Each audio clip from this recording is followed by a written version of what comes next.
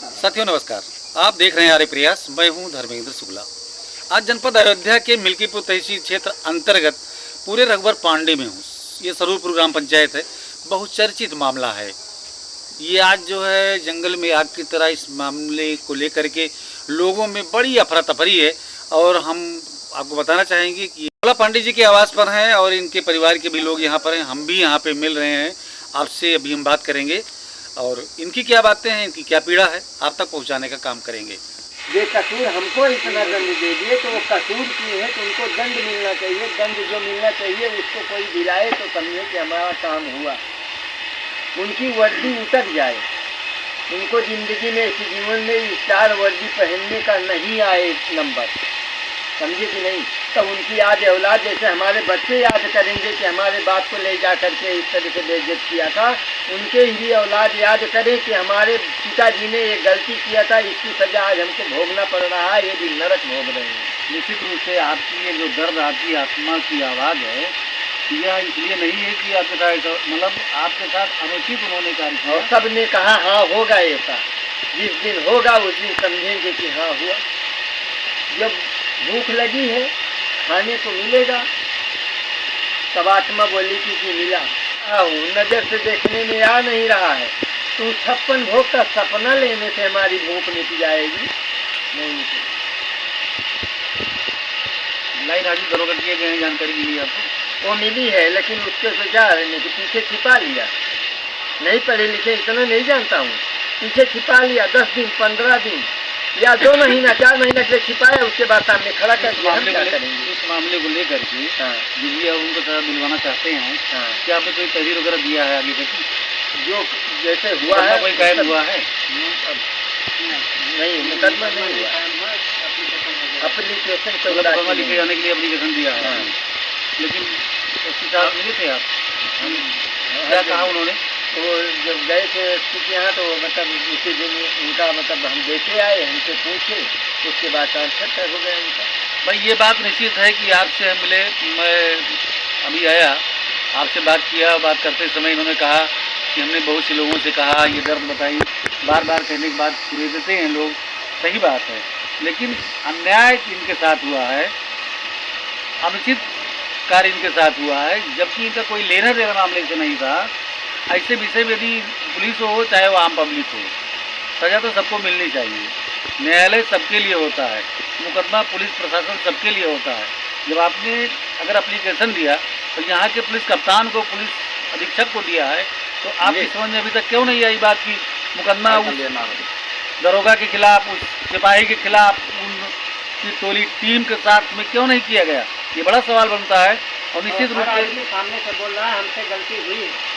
जब प्रशासन कह रहा है, सीओ कह रहे हैं, सब लोग कह रहे हैं गलती हुई है तो माफ हो जाए। ऐसे ही क्यों ऐसे हो जाएगा? किस बात की जांच कर रहे हैं? जब गलती मान रहे हैं, सीओ भी मान रहे हैं, थाना भी मान रहे हैं, हर जगह हर्षनारायण तिवारी भी बोले हमसे गलती हो गई, सब बता रहे हैं गलती हो गई, तो फिर किस बात की जांच कर रहे हैं? और अभी एक को ही दे रहे हैं जबकि उनके साथ 2 और मामला बड़ा है। इस बात को पुलिस अधीक्षक महोदय गौर करें। आप तो आपके यहाँ पूर्व विधायक कबू तिवारी आए थे, मुलाकात हुई आपसे? हाँ जी। क्या कहा उन्होंने? कुछ आश्वासन दिया? वो देखे गए हैं आश्वासन की, मतलब क्या परेशान मंद हो, मतलब आगे न्याय होगा, उनको सजा मिलेगी। यहाँ हमसे बोले क्या चाहते हो? जो मैं बोला यही चाहते थे। हम कहे उनकी वर्दी उनकी जीवन में से दोबारा नहीं आने के लिए वो उतर जाए। ये बात तो ठीक है, लेकिन मुकदमा तो उनके भी नाम से दर्ज होना चाहिए महोदय। यदि मुकदमा नहीं दर्ज होगा तो इनको न्याय कैसे मिलेगा? बड़ा सवाल है ना। इसलिए हम अपनी तरफ से, यहाँ के आम जनमानस की तरफ से, मैं अयोध्या में बैठा हूँ। ये कौन सा गांव है? पूरी रघुवर पांडे का पुरवा है ये। सरूरपुर ग्राम पंचायत है, मिल्कीपुर तहसील क्षेत्र है ये, कुमारगंज थाना क्षेत्र है ये, जनपद अयोध्या है। और हम भी इतनी दूर से आए इस बात को जान करके। तो कुल मिला करके यदि इसको न्याय नहीं मिला, और न्याय कब मिलेगा? जब मुकदमा कायम होगा, जब उचित धाराओं मुकदमा कायम होगा तब न्याय की बारी आएगी। उसके पहले तो आपका कथन है कि पुलिस वालों को नहीं, पूरी टीम वालों को नहीं, एक को पीठ के पीछे छुपा लिया है प्रशासन ने। और निश्चित रूप से यदि इनको न्याय न मिला, मुकदमा न लिखा गया, तो हम ये कहने में कोई गुरेज नहीं है कि शासन और प्रशासन दोनों जिम्मेदार हैं।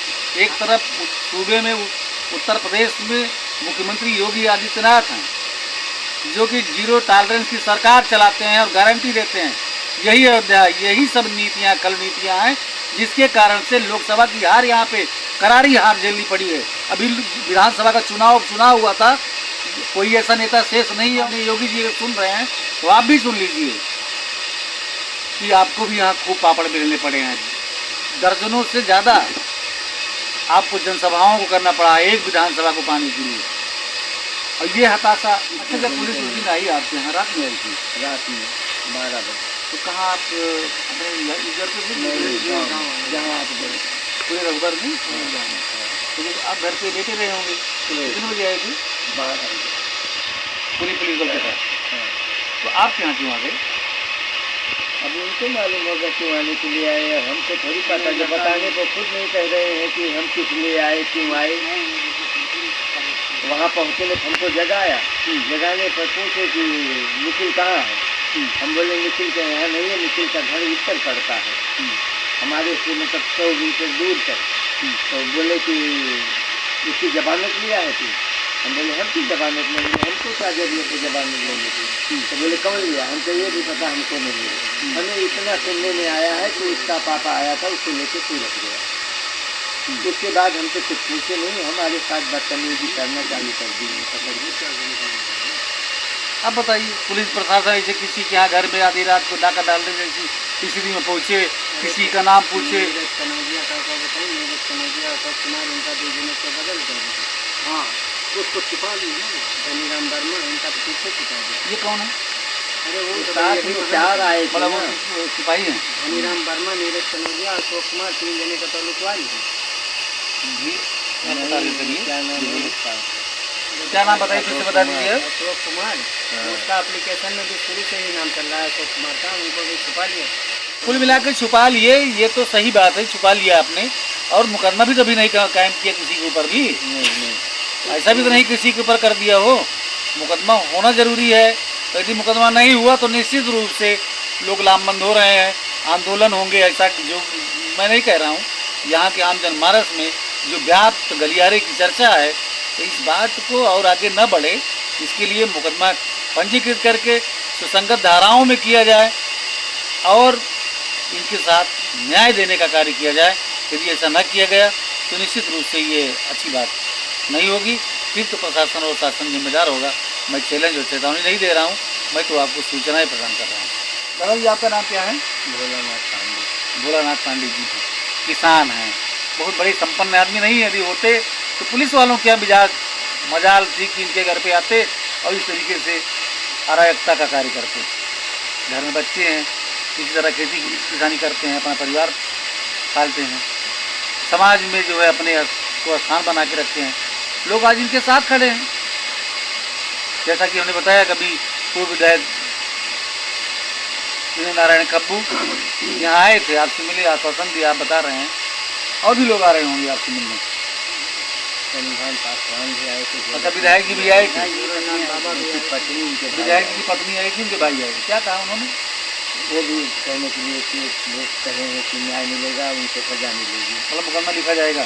हमको तो नहीं, आगे नहीं, आपने पूछा मुकदमा लिखा जाएगा कि नहीं? नहीं, हमें नहीं पूछे हैं कि मुकदमा लिखा जाएगा कि नहीं।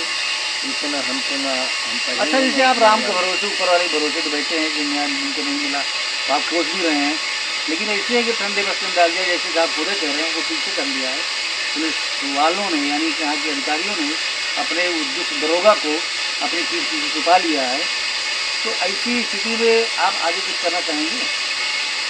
जिससे हमको मतलब क्या है, उनको दंड मिलने के लिए मिले। हम सब पर जहाँ कहेगा भाई हमारा भाई ही रहने के लिए है। जो आज इकट्ठा हुआ वो पूरा हमारा भाई, हमारा परिवार ही।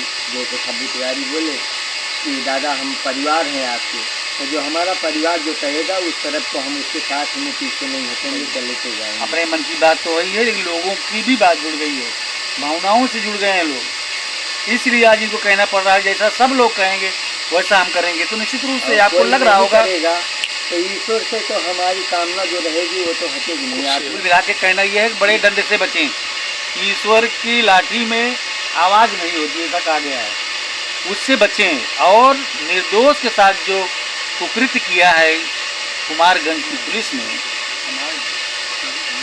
मुकदमा पंजीकृत करें और इनको न्याय दिलाएं।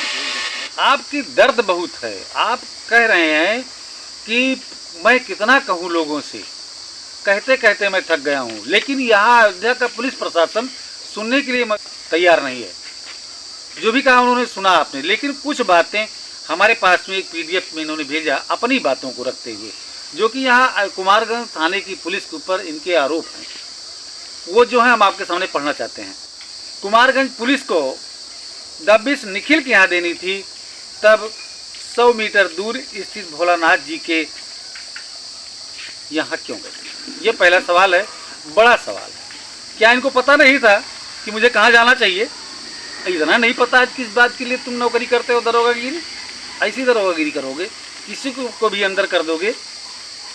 दूसरे नंबर पर इनका आरोप है और सवाल भी है कि जब भोलानाथ जी ने सामान्य पूछताछ में यह जानकारी पुलिस को दी कि निखिल का घर यह नहीं है, उनके घर से 100 मीटर दूर है और वह अपने पिता के साथ सूरत गुजरात चला गया है, तब भोला जी के साथ में ऐसा व्यवहार, कुकृत्य, मारपीट जैसा घिनौना कृत्य पुलिस के द्वारा किया गया, ये क्यों किया गया? रात के लगभग 12 बज रहे थे उस समय, और उन्हें घसीटते हुए थाने को ले गए। क्यों ले गए? जब उन्होंने बता दिया कि मेरे घर का लड़का नहीं है, मेरा उससे लेना देना नहीं है, मेरे घर से 100 मीटर दूर है। तीसरा उनका कहना है भोला जी का, यहाँ तक कि कुमारगंज पुलिस को खुद भी यह पता था कि गांव के लड़के निखिल की जमानत हो गई है। इनके गांव का जो लड़का था, कुमारगंज पुलिस को जानकारी थी कि निखिल की जमानत हो गई है और वह अपने पिता के साथ सूरत गया है। यह बात संबंधित दरोगा ने खुद CO मिल्कीपुर के सामने कही है। आपने ये पूरा लिखा हुआ है और इसी मामले पर आगे भी बात बढ़ेगी। तमाम सवाल बनते हैं, ये सारे सवाल हैं। अगली बात, अगला कथन आपका है, पुलिस के संबंधित कर्मचारियों ने भोला जी के घर पर यह सूचना भी नहीं दी कि वह कहाँ से आए हैं और उन्हें कहाँ ले जा रहे हैं। चोरों की भांति आई, पुलिस की वर्दी में आई। चलिए, तो संयोग रहा कि कुमारगंज की ही पुलिस रही। भोला जी की पत्नी ने जब उप जिलाधिकारी मिल्कीपुर को रात में पूरी घटना की जानकारी दी, तब डायल 112 और उप जिलाधिकारी मिल्कीपुर की सक्रियता से पता चला कि उन्हें कुमारगंज थाने पर रखा गया है। ऐसे रखा गया जैसे कोई बड़ा अपराधी हो। सुबह ग्राम प्रधान सरूरपुर, जिला पंचायत सदस्य और अन्य ग्रामीणों के थाना कुमारगंज पहुंचने पर संबंधित पुलिस कर्मियों की गलती स्वीकारते हुए भोलानाथ जी से संबंधित के विरुद्ध एक शिकायती पत्र लेकर कर्मियों के विरुद्ध कार्रवाई का आश्वासन देकर भोलानाथ जी को छोड़ दिया गया। ये काम किसने किया? वहाँ के थाना इंचार्ज ने किया।